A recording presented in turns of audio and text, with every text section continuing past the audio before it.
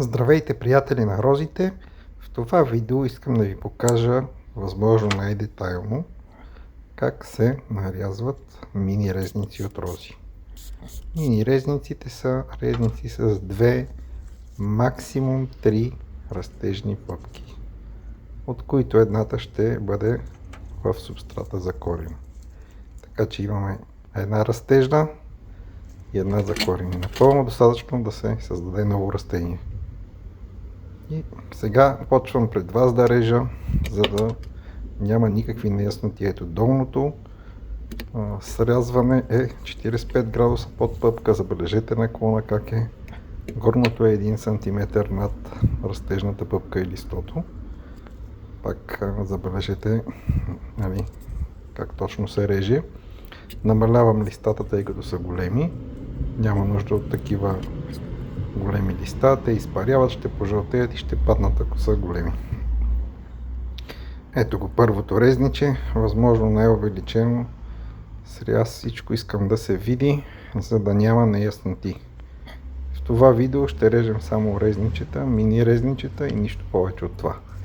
Слагам си ги във вода, за да може да са свежи и да са напоени добре за следващото залагане в субстрата. Залагам ги тези мини резници 90% в кокосов субстрат. Има видео вече за това. Но сега сме фокусирани само върху нарязването.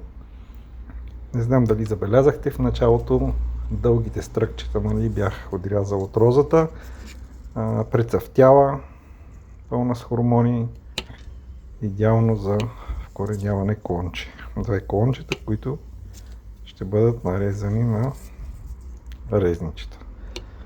Икономично, ефективно, дето се казва, и половината да се хванат, пак сте си абсолютно успешни.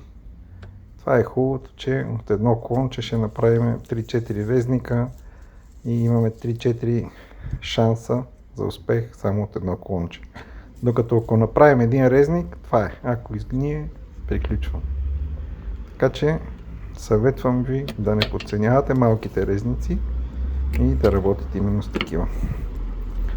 Долу 45 градуса, горе пряв сряз 1 см, около половин сантиметър под пъпката се прави 45 градуса, около 1 см. Сега това са приблизителни стойности и не мога да ги мериме на всеки срез, но горе-долу да сме в тези параметри. Това е днешното видео. Благодаря ви за вниманието. Очаквайте още много любопитна информация, свързана с розите в този канал.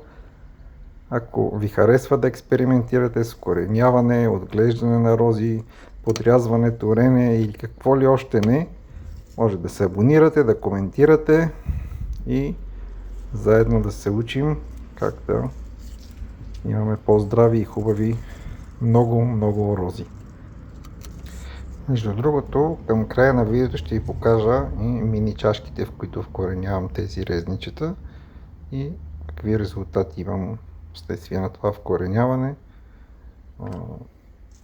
След като нарежа всичките клончета, ще ви покажа и крайния резултат, към който се стремим.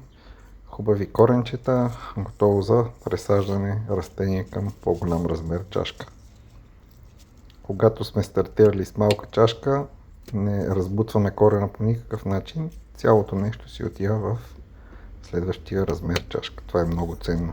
Примерно ако вкоренявам в акадама или в перлит или в вермикулит, трябва да извадиме корена и да го засадим в субстрат. Тук си остава всичко в първоначалния субстрат кокосов.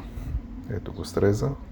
Чист прав. Използвам остро ножче за присаждане, за да правя хубави срязвания, което предварително съм дезинфекцирал. Това е за днес.